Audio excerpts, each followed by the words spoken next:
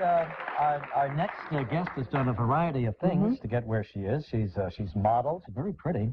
She plays drums in a rock band, or she played them anyway.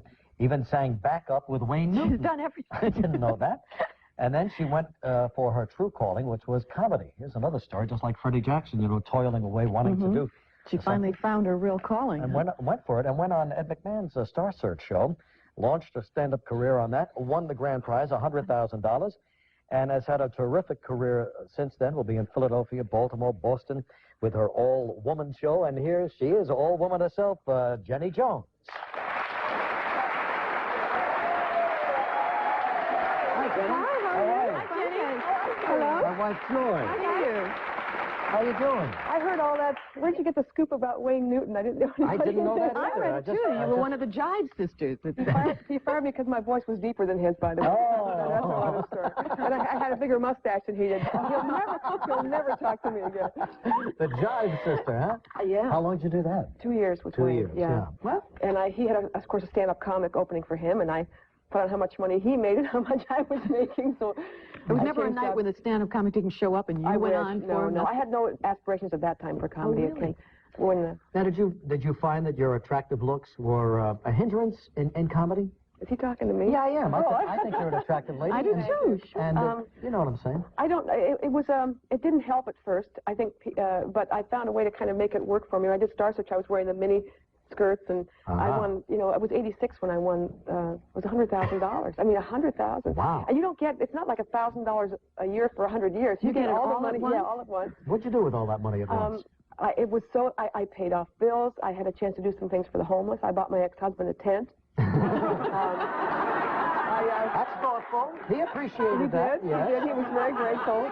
I get recognized, though. I remember for Star Search more than anything else, and especially in New York for some reason. I was out in the store, Bloomingdale's, and this lady started pointing to me. She said, "That's the one," and she's making this big deal. Of course, the police came over. I had to give back the shoes. But, it's still nice to be recognized. Well, are you married now? No, almost. Almost. You're engaged. Yeah. My mother's anxious because she wants me to have. She wants grandchildren. She's pushing me to have a baby. This is the place to come. I know. I know. I know it. I know. Everybody around here is pregnant except you. I guess, you know, I'm so afraid to have a baby. She's very anxious. But you know how moms get when they have little babies, how their baby is always a little smarter, a little brighter. You know how. And that's they can't top each other. They kind of sit around the circle. They say, well, Jason was walking at 7 months. You know, well, Kimberly was driving at 2 months. Well, my baby cut her own cord. You know, they just go. Yeah, that's so true. There's no stopping those stories, right?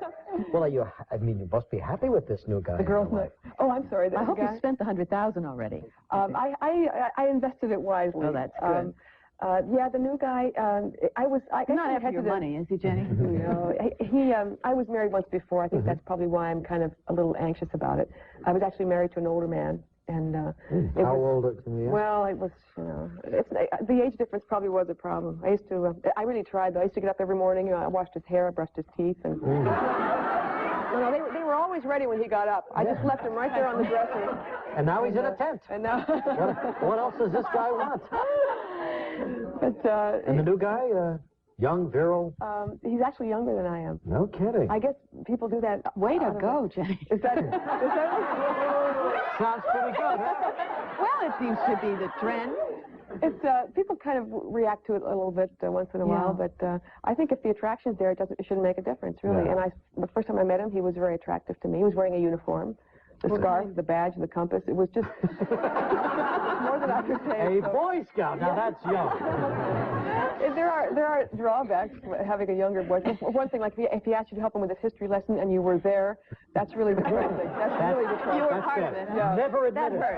Never hurts a admit lot. those things. Well, what do your parents think of your success? Are they real proud of you? They're thrilled. They weren't happy about my going into show business at the beginning. I have very wonderful, very supportive parents, which is probably the reason I wound up doing comedy. When I was in high school, they said, you know, whatever I wanted to do was fine. So So I sold their house and bought a Corvette, and then I went into comedy.